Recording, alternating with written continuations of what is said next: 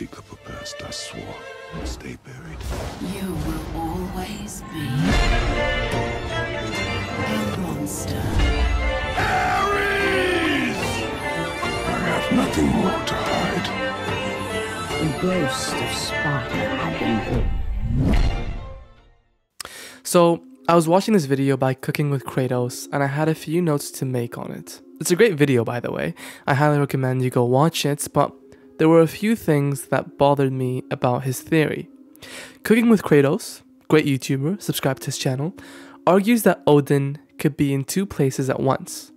At first, I was skeptical about his claim, but one point he made, his second point to be more precise, almost convinced me. His first point was that Eric Williams said it himself. Odin can be in two places at once. This point I don't really agree with, because if you listen closely to what he says after, Williams clarifies that it is Odin's quick and continuous bouncing between two locations that makes it seem as if he is in two places at once, rather than him physically being in two places simultaneously. And then when we have that first little, what we call the nickel tour, when the kid shows up and he takes them all around the realms, and he's just like, you know, clicking through and just doing everything, and you're just like, this is wild. Like, this guy can be anywhere he wants, whenever he wants. And then that's also some of the reason why you're like, well, how could he be? Oh, that's how he can be two places at once, because he can just bounce in and out as he sees fit.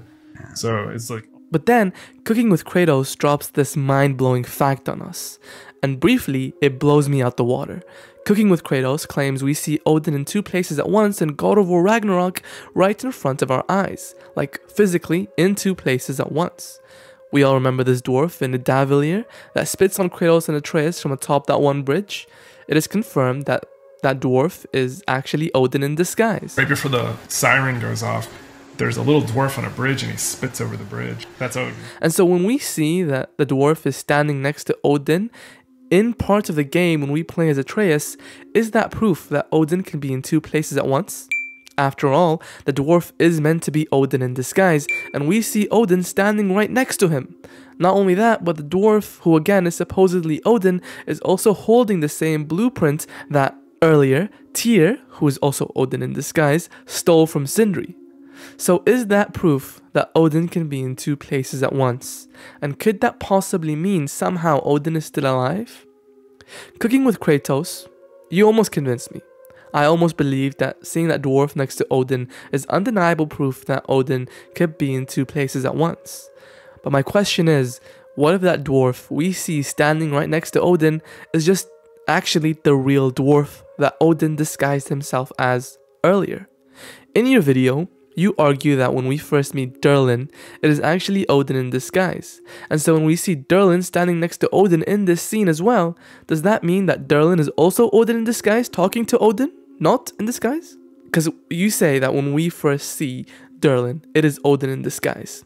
But in this scene, we see Odin talking to Durlin.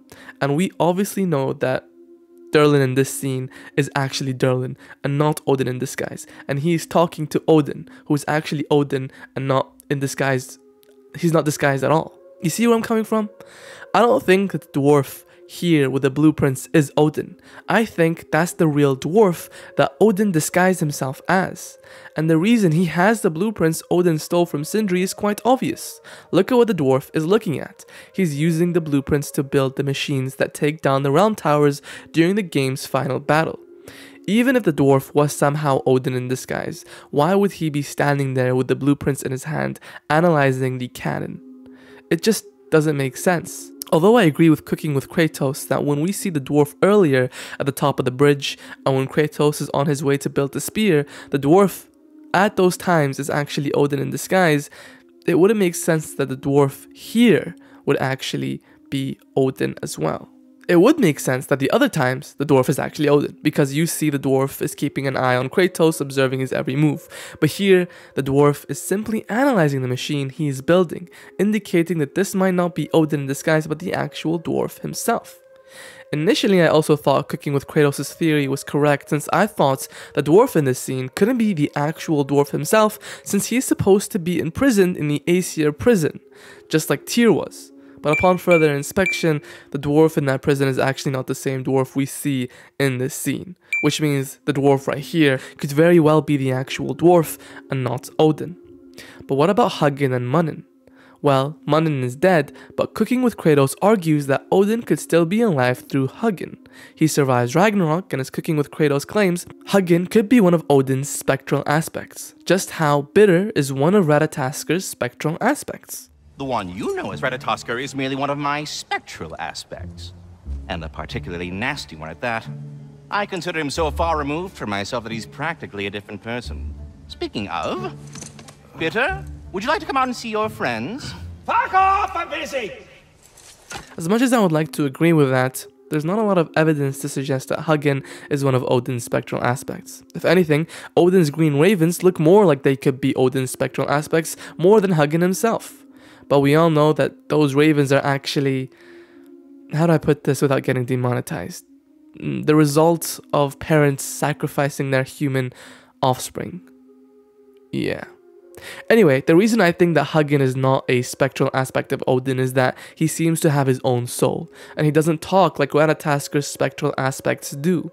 We know Huggin has a soul because Atreus can communicate with him, and Atreus can only communicate with animals that have souls. We know this because when he encounters soulless animals in the game, Atreus cannot communicate with them or hear their thoughts. What's wrong with it?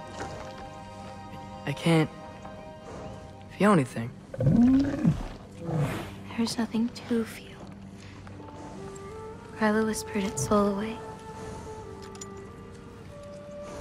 But Huggin can't speak, which means he can't be one of Odin's spectral aspects because, as we established, if so, they would talk. And Huggin also has a soul, which is why Atreus can communicate with him despite Huggin not being able to speak. Hey, Huggin. Don't suppose you'd like to pass the time by telling a story, would ya? Yeah, that's what I thought you'd say. So could Huggin, then, in turn, have a part of Odin's soul within him, hence keeping Odin alive? Well, no. At the end of the game, we see when Atreus whispers Odin's soul, he extracts all 4 parts. God of War Ragnarok establishes that a soul has 4 parts, as seen when Fenrir dies at the beginning of the game. And since we see all 4 parts of Odin's soul being extracted and destroyed at the end of the game, it cannot mean that Huggin has a part of Odin still within him. And as we already established, Huggin is not a spectral aspect of Odin, and so Huggin must be his own entity. He was probably a slave to Odin, just like how all of Odin's other ravens were, and we freed him. Now, I really don't mean to diminish Cooking with Kratos' theory. I thought he brought up some very interesting points, and I just wanted to express my thoughts on that. Maybe he still has other tricks up his sleeve, and might still convince me that Odin is still alive. He claims to have a theory which suggests Mimir is somehow Odin, which, no offense, I highly doubt. But I look forward to hearing it. Go subscribe to Cooking with Kratos and watch his video, and come back and tell me what you think. Can Odin be in 2 places at once? Is Odin still alive? Comment down below. Before you leave, consider joining the channel as a member. Join with demigod status to gain access to the Gods of War Council, where we can discuss your theories, ideas, and more. Other than that, don't forget to leave a like, subscribe, and turn on the notification bell for more content just like this. I don't need this to make me whole. We stopped his madness. That's all that matters.